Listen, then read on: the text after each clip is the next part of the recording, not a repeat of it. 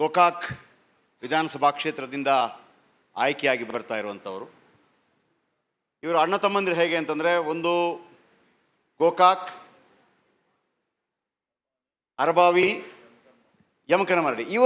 ಇವರು ಯಮಕನಮರಡಿಯಿಂದ, ಇವರ ಸಹೋದರ ಗೋಕಾಕ್ನಿಂದ, ಮತ್ತವರ ಸಹೋದರ ಅರಬಾವಿಯಿಂದ. ಅದು ನಿರಂತರವಾಗಿ ಒಂದೇ ಸ್ಪ್ಯಾನಲ್ಲಿ ಬರುತ್ತೆ. ಈ ಗ್ರಹಣದ ಸಂದರ್ಭದಲ್ಲೆಲ್ಲ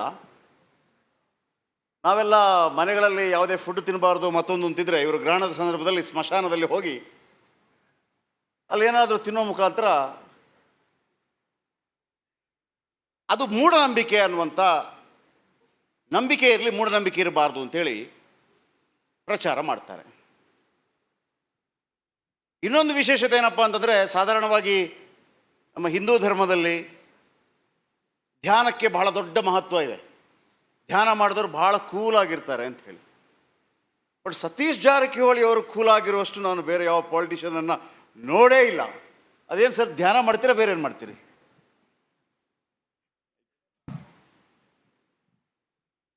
ಮುಂಚೆಯಿಂದ ಆ ರೀತಿ ಇದ್ದೀವಿ, ಈಗೂ ಕೂಡ ಇದ್ದೀವಿ, ಮುಂದೆ ಕೂಡ ಅದೇ ರೀತಿ ಇರ್ತೀವಿ. ಸೊ ನಾವು ಯಾವ ರೀತಿ ಅಡಾಪ್ಟ್ ಮಾಡ್ಕೊಳ್ತೀವಿ ನಮ್ಮ ಜೀವನ ಶೈಲಿಯನ್ನು, ನಮ್ಮ ನಡೆ ನುಡಿಗಳನ್ನು, ನಮ್ಮ ಆಡಳಿತ ಸರ್ಕಾರದಲ್ಲಿರ್ಬೋದು, ಸರ್ಕಾರ ಇಲ್ದಾಗಿರ್ಬೋದು. ಸೊ ಅದನ್ನೇ ಕೂಡ ನಾವು ಅಡಾಪ್ಟ್ ಮಾಡಿದ್ವಿ. ಅದ್ರಿಂದ ಭಾಳಷ್ಟು ಯಶಸ್ವಿ ಆಗಿದ್ವಿ. ನಾವು ಮೌನವೇ ಹೆಚ್ಚು ಪರಿಣಾಮಕಾರಿ. ಡಿ ಕೆ ಶಿವಕುಮಾರ್ ಅಂತ ನಾಯಕರಿಗೆ ಒಂದು ಬಾಂಬ್ ಹಾಕ್ಬಿಟ್ಟು ಹಾಗೇ ಸೈಲೆಂಟ್ ಕೂತಿರ್ತೀರಿ. ಇಲ್ಲ, ನಾನು ಬಾಂಬ್ ಹಾಕಿಲ್ಲ, ಬಾಂಬ್ ಹಾಕುವಂಥ ಪ್ರಶ್ನೆ ಇಲ್ಲ. ಅದು ರಾಜಕೀಯ ಬಾಂಬ್ ಹೇಳಿದ್ದು ನಾನು. ಆ ಥರ ನಡೀತಾನೆ ಇರ್ತೈತೆ. ಅದು ರಾಜಕೀಯದಲ್ಲಿ ಎಲ್ಲೋ ಸ್ವಾಭಾವಿಕ, ಒಂದು ಸಲ ಆಕಸ್ಮಿಕ ಆಗ್ತದೆ, ಒಂದು ಸಾರಿ ಇಲ್ದೇನೂ ಕೂಡ ಬರ್ತದೆ. ಸೊ ರಾಜಕೀಯದಲ್ಲಿ ನಡೆಯುವಂಥದ್ದು ಸಹಜ. ರಾಜಕೀಯವಾಗಿ ತುಂಬ ಕೂಲ್ ಆಗಿರುವಂಥದ್ದು, ಸೈಲೆಂಟ್ ಆಗಿರುವಂಥದ್ದು ಈಗಿನ ಪರಿಸ್ಥಿತಿಯಲ್ಲಿ ಸರಿ ಅಂತ ಅನ್ಸುತ್ತಾ, ಅಥವಾ ಅದು ವೀಕ್ನೆಸ್ಸೋ ಸ್ಟ್ರಾಂಗ್? ಸೈಲೆಂಟ್ ಆಗಿರೋದು ಸ್ಟ್ರಾಂಗ್ ಆಗುತ್ತಾ, ವೀಕ್ನೆಸ್ ಆಗಿರುತ್ತಾ? ನೋಡಿ, ಹಿಂದೆ ಇತಿಹಾಸದಲ್ಲಿ ಕೂಡ ಭಾಳಷ್ಟು ಜನ ಮಾತಾಡ್ತಿದ್ದಾರೆ, ಕೂಡ ಎಲ್ಲ ರೀತಿಯಿಂದ ಯಶಸ್ವಿಯಾಗಿದ್ದಾರೆ. ಪ್ರಧಾನಮಂತ್ರಿ ಆಗಿದ್ದಾರೆ, ರಾಷ್ಟ್ರಪತಿ ಆಗಿದ್ದಾರೆ, ಮಂತ್ರಿಗಳಾಗಿದ್ದಾರೆ, ಯಶಸ್ವಿ ರಾಜಕಾರಣಿ ಆಗಿದ್ದಾರೆ, ಮಾತಾಡೋರಾಗಿದ್ದಾರೆ, ಮಾತಾಡ್ತಿಲ್ದಾರಾಗಿದ್ದಾರೆ. ಈ ದೇಶದಲ್ಲಿ ಎರಡು ಸಿಸ್ಟಮ್ ಜಾರಿಯಲ್ಲಿದೆ, ಚಾಲ್ತಿಯಲ್ಲಿದೆ, ಒಂದು ಕೂಡ ಇರ್ತದೆ. ಅದು ನಾನು ಬೆಳಗಾವಿಗೆ ಹೋಗಿದ್ದಾಗ ಸವದತ್ತಿ ಯಲ್ಲಮ್ಮ ದೇವಸ್ಥಾನಕ್ಕೆ ಹೋಗಿದ್ದೆ. ಅಲ್ಲಿಯ CO ಜೊತೆ ಮಾತಾಡ್ತಿರ್ಬೇಕಾದ್ರೆ ನಾನು ಕೇಳ್ತಿದ್ದೆ, ಯಾರೆಲ್ಲ ಬರ್ತಾರೆ? ಅವರಂದರು ರಮೇಶ್ ಜಾರಕಿಹೊಳಿ ಬರ್ತಾರೆ. ಸತೀಶ್ ಜಾರಕಿಹೊಳಿ ಅವ್ರು ಬರ್ತಾರಾ? ಇಲ್ಲ, ರಮೇಶ್ ಜಾರಕಿಹೊಳಿ ಭಾಳ ಬರ್ತಾರೆ. ರಮೇಶ್ ಜಾರಕಿಹೊಳಿ ಅವ್ರು ಬರ್ತಾಯಿದ್ರೆ 1-2 ಕಿಲೋಮೀಟ್ರ್ ದೂರದಲ್ಲಿ ಚಪ್ಪಲಿ ಹೊರಗಿಟ್ಟು ಒಂದು ದೇವಸ್ಥಾನಕ್ಕೆ ಕೈ ಮುಗಿದೆಲ್ಲ ಹೋಗ್ತಾರೆ ಅಂತೇಳಿ. ನಾನು ಯಾಕೆ ಕೇಳ್ತಾ ಇದ್ದೀನಿ ಸರ್, ನೀವು ಸಹೋದರರು, ಯಾವತ್ತಾದರೂ ಸವದತ್ತಿ ಯಲ್ಲಮ್ಮ ಪ್ರಸಾದವನ್ನು ತಂದು ಮನೇಲಿಟ್ಟರೆ ನೀವು ಯಾವತ್ತಾದ್ರೂ ಪ್ರಸಾದ ತಗೋತಿರೋದು? ನೋಡ್ತೀರ, ಇವತ್ತು ತಗೋತೀವಿ, ಬೇರೆ ದೇವಸ್ಥಾನಕ್ಕೆ ಹೋಗ್ತೀವಿ. ಸಾಕಷ್ಟು ಸಾರಿ ನಮ್ಮ ಕಾನ್ಸ್ಟಿಟ್ಯೂನ್ಸಿಯಲ್ಲಿ ದೇವಸ್ಥಾನ ಇದೆ, ಬೇರೆ ಕಡೆ ಇನ್ವೈಟ್ ಮಾಡ್ತಾರೆ, ಹೋಗಿರ್ತೀವಿ. ಎಲ್ಲಿ ಕರಿತಾರೆ ಅಲ್ಲಿ ಹೋಗ್ತೀವಿ, ಅದೇನೋ ಹೋಗ್ಬಾರ್ದಂತೆಲ್ಲ ಹೋಗ್ತೀವಿ. ಸರ್, ನಿಮ್ಮ ಉದ್ದೇಶ ಏನು? ಅಂದರೆ ನೀವು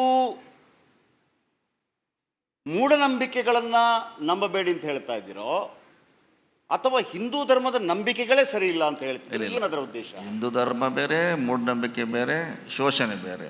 ಓಕೆ. ಸೊ ನಾವೇನಾದ್ರು ಮಾಡಿದ್ರೆ ಅದು ಯಾರೂ ಕೂಡ ಹಿಂದೂ ಧರ್ಮಕ್ಕೆ ಹೋಗಿ ಅಟ್ಯಾಚ್ ಮಾಡುವಂಥ ಪ್ರಯತ್ನ ಮಾಡ್ತಾರೆ. ನಮ್ಮ ಉದ್ದೇಶ ಶೋಷಿತರು, ಬಡವರು ಈ ಮೂಢನಂಬಿಕೆಯಿಂದ ಹಣ ಕಳ್ಕೊತಾರೆ, ಟೈಮ್ ವ್ಯರ್ಥ ಮಾಡ್ತಾರೆ. ಸೊ ಅದನ್ನು ನಾವು ಹೇಳುವಂಥ ಪ್ರಯತ್ನ ಮಾಡ್ತೀವಿ, ಹೊರತಾಗಿ ಯಾವುದೇ ಒಂದು ಧರ್ಮ, ಜಾತಿ, ಭಾಷೆಗೆ ವಿರೋಧ ಮಾಡುವಂಥ ಪ್ರಯತ್ನ ಅಲ್ಲ. ಇದೇ ಹಿಂದೂ ಧರ್ಮದ ಬಗ್ಗೆ ನಿಮ್ಮ ಮತಕ್ಷೇತ್ರದಲ್ಲಿ ಬೇರೆ ಧರ್ಮೀಯರು ಕೂಡ ಇರ್ತಾರೆ. ಸೊ ಆ ಧರ್ಮಗಳಲ್ಲಿ, ಮತಗಳಲ್ಲಿ ಕೂಡ ಶೋಷಣೆ ಇರುತ್ತೆ.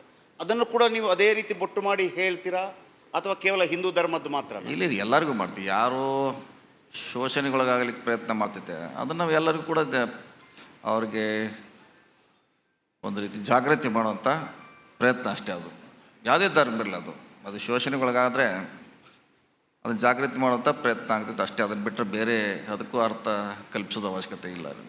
ಈಗ ರಾಜಕಾರಣದಲ್ಲಿ ಜಾತಿ, ಧರ್ಮ, ಓಲೈಕೆ ಜಾಸ್ತಿ ಆಗ್ತಾ ಇರುವಂಥದ್ದು, ಬಳಕೆ ಆಗ್ತಾ ಇರುವಂಥದ್ದು, ಅದು ಏನು ಅನ್ಸುತ್ತೆ ನಿಮಗೆ? ಅದು ಕಾಂಗ್ರೆಸ್ ಇರಲಿ, BJP ಇರಲಿ, JDS ಇರಲಿ, ಎಲ್ಲ ರಾಜಕೀಯ ಪಕ್ಷದಲ್ಲೂ ಕೂಡ ಈ ಒಂದು ಜಾತಿ, ಧರ್ಮ ಬಳಕೆ, ಅದನ್ನು ಬಿಟ್ಟು ಮಾಡಲಿಕ್ಕೆ ರಾಜಕಾರಣಿ ಆಗೋಲ್ಲ. ಭಾಷೆ, ಜಾತಿ, ಧರ್ಮ ಇಲ್ಲದೆ ನಾವು ಒಂದೊಂದು ಸಾರಿ ಗೆಲ್ಲಲಿಕ್ಕೆ ಕಷ್ಟ. ಸೊ ಹಾಗಾಗಿ ಮುಂಚೆಯಿಂದ ಬಂದಿದೆ, ಇವತ್ತು ಇರ್ತೈತಿ, ನಾಳೆ ಕೂಡ ಅದು ಹಾಗೆ ಮುಂದುವರಿತಾನೆ ಇರ್ತದೆ. ಓಕೆ. ಈಗ ಪ್ರಸ್ತುತ ರಾಜಕೀಯಕ್ಕೆ ಬರೋಣ ಸರ್. ನೀವು ಕಾಂಗ್ರೆಸ್ನ ಶಾಸಕರು, ಸಚಿವರು, ಅದರ ಜೊತೆಗೆ ಸಿದ್ದರಾಮಯ್ಯನವರ ಭಾಳ ದೊಡ್ಡ ಫಾಲೋವರ್ ನೀವು. ಸಿದ್ದರಾಮಯ್ಯನವರ ವಿರುದ್ಧ ಒಂದು FIR ಆಗ್ತಾ ಇದೆ. ಹೈಕೋರ್ಟ್ ಇರ್ಬೋದು, ಜನಪ್ರತಿನಿಧಿಗಳ ಕೋರ್ಟ್ ಇರ್ಬೋದು, ಲೋಕಾಯುಕ್ತ ತನಿಖೆ ಮಾಡಿ ಅಂತ ಹೇಳ್ತಾ ಇದ್ದಾರೆ. ಈ ನಡುವೆ ಕ್ಯಾಬಿನೆಟ್ನಲ್ಲಿ CBI ವಿಚಾರಕ್ಕೆ ಸಂಬಂಧಪಟ್ಟ ಹಾಗೆ ಡೈರೆಕ್ಟಾಗಿ ಬರೋ ಹಾಗಿಲ್ಲ ಅನ್ನುವಂಥ ಒಂದು ನಿರ್ಧಾರಕ್ಕೂ ಕೂಡ ಕ್ಯಾಬಿನೆಟ್ ಬಂದಿದೆ. ಇದರ ಅರ್ಥ ಏನು? ನಿಮ್ಮ ವಿರುದ್ಧ ರಾಜಕೀಯವಾಗಿ ದಾಳಗಳನ್ನು ಏನು ಬಳಸಲಾಗ್ತಾ ಇದೆ, ಸೋತ್ ಹೋದ್ರ ನೀವು, ನಿಮ್ಮ ಪಾರ್ಟಿ ಅಥವಾ ಸಿದ್ದರಾಮಯ್ಯ, ಹಾಗಾಗಿ ಇಂತಹ ವಾಮ ಮಾರ್ಗಗಳ ಮೂಲಕ ಸೇವ್ ಆಗುವಂಥ ಪ್ರಯತ್ನನ? ನೋಡಿ, ಕಾನೂನಲ್ಲಿ ಏನು ಅವಕಾಶ ಇದೆ ಅದನ್ನು ಮಾಡುವಂಥ ಪ್ರಯತ್ನ ಮಾಡ್ತೀವಿ. ಕ್ಯಾಬಿನೆಟ್ಟಲ್ಲಿ ಏನಾದ್ರು ನಾವು ಒಯ್ಯಬೇಕಾದ್ರೆ ಕೂಡ ಅದಕ್ಕೆ ಯಾವುದೇ ಕಾನೂನು ಇರಬೇಕು ಅಥವಾ ಯಾವುದರ ಒಂದು ಮಾರ್ಗಸೂಚಿ ಇರಬೇಕು, ಮಾನದಂಡಗಳಿರಬೇಕು. ಅದನ್ನು ಮಾತ್ರ ನಾವು ಅಲ್ಲಿ ಕ್ಯಾಬಿನೆಟ್ ಚರ್ಚೆ ಮಾಡ್ತೀವಿ. ಒಂದು ವೇಳೆ ರಾಜ್ಯಪಾಲರಿಂದಾಗಲಿ ಬೇರೆಯವರಿಂದಾಗಲಿ ಸೊ ಅದು ಮೀರಿ ಹೋಗಬಾರ್ದು ಅನ್ನೋದಾಗಿ ಅಷ್ಟೇ ಚರ್ಚೆ ಹೊರತಾಗಿ ಅದನ್ನು ನಮ್ಮ ಪರವಾಗಿ ನಾವು ಬಳಕೆ ಮಾಡ್ತೀವಿ ಅಂತ ಅರ್ಥ ಅಲ್ಲ. ಅಂದರೆ ಕಾನೂನು ಮೀರಿ ಯಾರು ಕೂಡ ಹೋಗಬಾರ್ದು ಅನ್ನೋ ಉದ್ದೇಶ ಅಷ್ಟೇ. ಹಾಗಿದ್ದರೆ DK ಶಿವಕುಮಾರ್ ಅವರ ವಿರುದ್ಧದ CBI ಕೇಸನ್ನು ಕೂಡ ವಾಪಸ್ ತಗೊಂಡ್ರಿ. ನಾನು ಕೇಳ್ತಿರೋ ಪ್ರಶ್ನೆ, ಹಾಗಿದ್ದರೆ ಕಾನೂನನ್ನು ಬಳಕೆ ಮಾಡುವಂಥ ಸಾಧ್ಯತೆ ಇರುವುದಿದ್ದರೆ ಯಡಿಯೂರಪ್ಪನವರು 2011ರಲ್ಲಿ ಬಂಧನಕ್ಕೊಳಗಾದ್ರಲ್ಲ, ಅವರು ಕೂಡ ಇದೇ ರೀತಿ ಕಾನೂನಿನ ಬಳಕೆಯನ್ನು ತಮ್ಮ ಇಷ್ಟ ಬಂದ ಹಾಗೆ ಮಾಡಿದ್ದಿದ್ರೆ ಬಂಧನವಾಗುವುದರಿಂದ ತಪ್ಪಬಹುದಾಗಿತ್ತಾ? ನೋಡಿ, ಯಡಿಯೂರಪ್ಪರ ಕೇಸು ಬೇರೆ, ಸಿದ್ದರಾಮಯ್ಯ ಕೇಸಿಗೆ ಲಿಂಕ್ ಮಾಡಲಿಕ್ಕಾಗಲ್ಲ. ಯಾಕಂದ್ರೆ ಅದರಲ್ಲಿರುವಂಥ ಅಂಶಗಳೇ ಬೇರೆ, ಇದರಲ್ಲಿರುವಂಥ ಅಂಶಗಳು ಬೇರೆ. ಯಾಕಂದರೆ ಅದು ಆಲ್ರೆಡಿ ಒಂದು ವರದಿ ಬಂದಿತ್ತು. ಇಲ್ಲಿನೂ ಪ್ರಾರಂಭಿಕವಾಗಿ ತನಿಖೆ ಪ್ರಾರಂಭ ಆಗಬೇಕಾಗಿದೆ. ಸೊ ಹೀಗಾಗಿ ಅದಕ್ಕೂ ವ್ಯತ್ಯಾಸ ಇದೆ ಭಾಳಷ್ಟು. ನಿನ್ನೆ CBI ಇದು ವಿಚಾರ ಸಂಬಂಧಪಟ್ಟಂತೆ ಕ್ಯಾಬಿನೆಟಲ್ಲಿ ತೀರ್ಮಾನ ತೆಗೆದುಕೊಂಡ ಹಿನ್ನೆಲೆಯಲ್ಲಿ ಕೇಳ್ತಾ ಇರುವಂಥದ್ದು, ಈ ಅನುಮಾನ ಏನಾದರೂ ಕೂಡ ಇದೆಯಾ? CBI ಎಂಟ್ರಿ ಆಗುತ್ತೆ, ಸಿದ್ದರಾಮಯ್ಯ ಬಂಧನ ಆಗುತ್ತೆ, ಅದಕ್ಕೆ ಯಾಕಂದರೆ ಈ ಹಿಂದೆ ವರ್ಷ ಆಡಳಿತ ನಡೆಸೋ ಸಂದರ್ಭದಲ್ಲಿ ಈ ಥರ ನಿರ್ಧಾರ ತೆಗೆದುಕೊಳ್ಳೋದಂಥ ಸಿದ್ದರಾಮಯ್ಯವರು ಈಗ ಕಾನೂನಿನ ರಕ್ಷಣೆ ತೆಗೆದುಕೊಳ್ಳೋಂತ ಹೋಗ್ತಾ ಇರುವಂಥದ್ದು ಒಂದು ಕಡೆ ಆತಂಕ, ಅಭದ್ರತೆ ಕಾಡ್ತಾ ಇದೆಯಾ?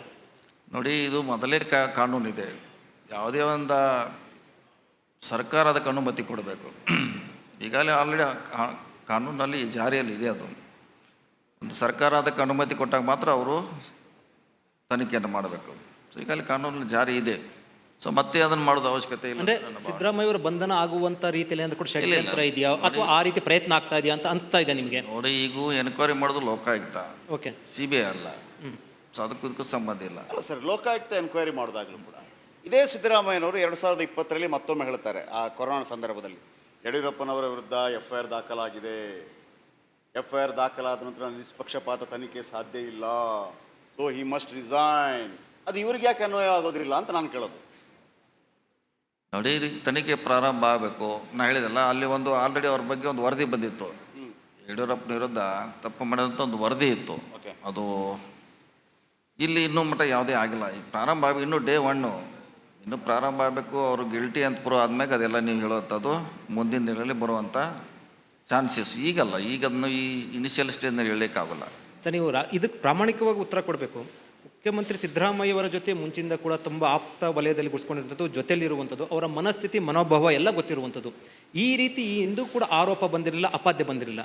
ಈಗ ಈ ರೀತಿ FIR ಆಗುವಂಥ ಸಂದರ್ಭ ಬಂದಿರುವಂಥ ಹಿನ್ನೆಲೆಯಲ್ಲಿ ಮುಖ್ಯಮಂತ್ರಿ ಇಲ್ಲೊಂದು ಕಡೆ ಮುಜುಗರ ಮತ್ತು ತನಿಖೆ ಮುಗಿಯೋವರೆಗೂ CM ಸ್ಥಾನ ಬೇಕಾ ಅಂತ ಅನಿಸಿಲ್ವಾ? ಅಥವಾ ನಿಮ್ಮ ಹತ್ರ ಆ ರೀತಿ ಅಭಿಪ್ರಾಯವನ್ನು ವ್ಯಕ್ತಪಡಿಸಿಲ್ವಾ? ನೋಡಿ, ಆ ಸಂದರ್ಭ ಬಂದಿಲ್ಲ. ಬೇರೆ ರಾಜ್ಯಗಳಲ್ಲಿ ಕೂಡ ಸಾಕಷ್ಟು ಉದಾಹರಣೆಗಳಿದೆ. ಮುಖ್ಯಮಂತ್ರಿಗಳ ವಿರುದ್ಧ ತನಿಖೆ ಆದಾಗ ಅವರೇ ಮುಖ್ಯಮಂತ್ರಿಗಳಾಗಿ ವರೆದಿದ್ದಾರೆ. ನೈತಿಕತೆ ಪ್ರಶ್ನೆ ಅಂತ ಬಂದರೆ ಅದು BJPಯಲ್ಲಿ ಸರ್ಕಾರದಲ್ಲಿ ಆಗಿದೆ ಅಥವಾ BJP ಇತರ ಸರ್ಕಾರದಲ್ಲಿ ಕೂಡ ಆಗಿದ್ದು ಉದಾಹರಣೆಗಳು ಸಾಕಷ್ಟು ಇದೆ. ಮುಖ್ಯಮಂತ್ರಿ ಇದ್ದಾಗೆ ಸಾಕಷ್ಟು ತನಿಖೆಯನ್ನು ಎದುರಿಸಿದಂಥ ಸಾಕಷ್ಟು ಉದಾಹರಣೆ ದೇಶದಲ್ಲಿ ನಾವು ಬೇರೆ ಬೇರೆ ರಾಜ್ಯಗಳಲ್ಲಿ ಬೇರೆ ಬೇರೆ ಸರ್ಕಾರಗಳನ್ನ ನಾವು ನೋಡಿದ್ದೀವಿ. ಬಟ್ ಒಂದು ಹೇಳಿ ಸರ್, ಈಗ ನೀವು ಸಮರ್ಥನೆ ಮಾಡ್ಕೋಬೇಕು, ಆದರೆ ಸಿದ್ದರಾಮಯ್ಯನವರ ಇಮೇಜ್ ಒಂದು ರೀತಿಯಲ್ಲಿ ಡ್ಯಾಮೇಜ್ ಸ್ವಲ್ಪ ಆದರೂ ಆಗಿದೆಯಾ? ಅಥವಾ ಪಕ್ಷಕ್ಕೆ ಈ ಘಟನೆಯಿಂದ ರಾಜ್ಯಾದ್ಯಂತ ಒಂದು ಮುಜುಗರ ಅಂತೂ ಆಗಿದೆಯಾ? ನೋಡಿ, ಯಾವಾಗ ಅದು ಸಾಬೀತಾದ್ಮೇಲೆ, ಇನ್ನೂ ಸಾಬೀತಾಗಿಲ್ಲ, ಮುಜುಗರ ಆಯಿತು, ನಮಗೆ ಡ್ಯಾಮೇಜ್ ಆಯಿತು ಅಂತ ಹೇಳಲಿಕ್ಕೆ ಸಾಧ್ಯ ಇಲ್ಲ. ಇನ್ನೂ ಆಗಿಲ್ಲ. ಇನ್ನೂ 3 ತಿಂಗಳು ಟೈಮ್ ಕೊಟ್ಟಿದೆ ಕೋರ್ಟ್ ಕೂಡ. ಇದು ಅಂತಿಮವಾಗಿ ಲೋಕಾಯುಕ್ತವರು ಬರಬೇಕು, ಹೌದು ಹಿಂಗಾಗಿದೆ ಇದರಲ್ಲಿ ಅಂದಾಗ ನೀವು ಮಾತನ್ನು ಒಪ್ಕೊಳ್ತೀವಿ. ಇನ್ನೂ ಪ್ರಾರಂಭ ಆಗಿಲ್ಲ, ಹೀಗೆ ಅವ್ರಿಗೆ ಮಜೂರು ಆಯಿತು, ನಮ್ಮ ಪಕ್ಷಕ್ಕೆ ಹಿನ್ನಡೆ ಆಯಿತು ಅನ್ನೋದು ನಾವು ಒಪ್ಪಲಿಕ್ಕೆ ಸಾಧ್ಯ ಆಗೋದಿಲ್ಲ. ಸರ್, ಒಂದು ಮಾತ್ರೆ ಹಾಕಿ ಕೊಡ್ಬೋದಲ್ವಾ? ಹೌದು, ತನಿಖೆ ನಡೀತಾ ಇದೆ. ಸೊ ನಾವು ಸಮಾಜವಾದಿಯಿಂದ ಬಂದಿರುವಂಥ ಸಿದ್ದರಾಮಯ್ಯವರು ತನಿಖೆ ನಡೆಯೋರ್ಗು ಬಿಸಾಕ್ತೀನಿ. ಮತ್ತೆ ತನಿಖೆ ಆದ ನಂತರ ಬಂದು ನಾನು ಪ್ರೂವ್ ಆದಮೇಲೆ ಪ್ರೂವ್ ಆಗಿಲ್ಲ ಅಂತ ಬಂದು CM ಆಗ್ತೀನಿ. ಒಂದು ಮಾದರಿ ಆಗಬೇಕಲ್ವಾ? ಯಾಕಂದ್ರೆ ಇದೇ ಮಾತನ್ನು ನಿಮ್ಮ ಪಕ್ಷದ ಹಿರಿಯ ನಾಯಕ ಕೋಳಿವಾಡರು ಕೂಡ ಅದೇ ಅಂತ ಹೇಳಿರುವಂಥದ್ದು. ಹೌದು, ಷಡ್ಯಂತ್ರ ಇದೆ, ಆದರೆ ರಾಜೀನಾಮೆ ಕೊಟ್ಬಿಟ್ಟು ನಂತರ ತನಿಖೆ ಎದುರಿಸ್ಬಿಟ್ಟು ಆಗಲಿ ಬಿಡಿ ಅನ್ಸಲ್ವ ನಿಮಗೆ? ನೋಡಿ, ಇನ್ನೂ ಪ್ರಾರಂಭದಲ್ಲಿದೆ, ಇನ್ನೂ FIR ಕೂಡ ಆಗಿಲ್ಲ. ಬಹುಶಃ ಆಗಿದೆ ಅಂತ ನನಗೆ ಗೊತ್ತಿಲ್ಲ, ಇನ್ನೂ ಆಗಿಲ್ಲ. ಸೊ ಆಗೋಕ್ಕಿಂತ ಮುಂಚೆನೇ ನಾವು ಒಬ್ಬರಿಗೆ ಶಿಕ್ಷೆ ಕೊಡೋದು ಸರಿಯಾದ. ಈಗ ಒಂದು ವೇಳೆ ಆರಂಭದಲ್ಲೇ ಸತೀಶ್ ಜಾರಕಿಹೊಳಿ ಅವರ ಬಳಿ ಸಲಹೆ ಕೇಳಿದ್ದಿದ್ದಾರೆ, ನಾನು ಹೇಳ್ತಿರೋದು ಆ 14 ಸೈಟ್ಗಳನ್ನು, ಓಕೆ ನನ್ನ ಮೇಲೆ ಆರೋಪ ಬರ್ತಾ ಇದೆ, ಮೂಡದ ಹಗರಣದ್ದು ಕೂಡ ಭಾಳ ದೊಡ್ಡ ಆರೋಪ ಬರ್ತಾ ಇದೆ, ನಾನು 14 ಸೈಟ್ಗಳನ್ನು ವಾಪಸ್ ಕೊಡ್ತೇನೆ, ಸಮಗ್ರವಾಗಿ ಮೂಡಾದ ಬಗ್ಗೆ ಒಂದು ಲೋಕಾಯುಕ್ತ ತನಿಖೆಯನ್ನು ಮಾಡ್ತೇನೆ ಅಂತ ಹೇಳಿದ್ದಿದ್ರೆ ಇಷ್ಟೆಲ್ಲ ಮುಜುಗರಗಳಿಂದ ತಪ್ಪಿಸ್ಕೊಳ್ಬೋದಾಯ್ತಾ? ನಿಮ್ಮ ನಿಮ್ಮ ನಿಮ್ಮ ಸಲಹೆ ಆ ರೀತಿ ಇರ್ತಿತ್ತಾ ಅಂತ? ಸೊ ಆವಾಗ ನಾವೇ ಎತ್ತಿದ್ದೀವಿ ಅಥವಾ ನೀವು ಅನ್ಬೋದು. ಸೊ ಅವ್ರು ತಪ್ಪು ಮಾಡಿದರೆ ವಾಪಸ್ ಕೊಟ್ಟಿದ್ದಾರೆ ಅಂತ ಶುರು ಆಗ್ತಿತ್ತು, ಅದಕ್ಕೊಂದು ವ್ಯಾಖ್ಯಾನ ಸ್ಟಾರ್ಟ್ ಆಗ್ತಿತ್ತು. ತಪ್ಪು ಮಾಡಿದ್ರೆ ಅದಕ್ಕೆ ಕೊಟ್ಟರು, ಇಲ್ಲ ಕೊಡ್ತಿದ್ರಿಲ್ಲ ಅಂತ ಮತ್ತೆ ಅದಕ್ಕೊಂದು ರೀತಿಯಿಂದ ಬಣ್ಣ ಬರುವಂಥ ಪ್ರಯತ್ನ ಆಗ್ತಿತ್ತು. ಓಕೆ, ಸೊ ರಾಜೀನಾಮೆ ಪ್ರಶ್ನೆ ಇಲ್ಲ ಆಗಿದ್ರೆ? ಇಲ್ಲ ಪ್ರಶ್ನೆ ಇಲ್ಲ.